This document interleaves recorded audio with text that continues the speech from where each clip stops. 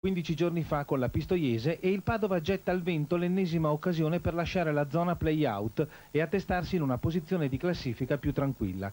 Ancora una volta la squadra di Fedele, partita bene e chiuso il primo tempo in vantaggio, è calata alla distanza, consentendo al Montevarchi di prendere possesso del centrocampo e di recuperare.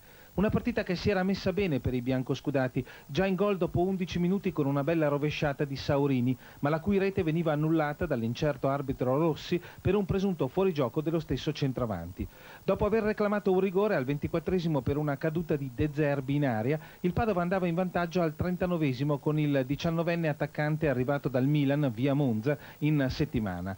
Cross di Suppa, colpo di testa di Boucher e incornata vincente del piccolo bomber. Nella ripresa ancora De Zerbi protagonista, meno di un minuto e una sua splendida conclusione di sinistro si stampava sul palo. Poi, al quarto, falliva di testa da 2 passi il raddoppio. E al 23esimo il Montevarchi, salito nel frattempo di tono, pareggiava. Maretti, appena entrato, verticalizzava per Masi, che cadeva in area sull'uscita di Bacchin. Rigore per l'arbitro che, affaticato, non falliva. Poco dopo i toscani rischiavano addirittura di vincere. Al 26esimo Bernini si infiltrava dalla sinistra in area e tirava, ma Bacchin era bravo a respingere la conclusione.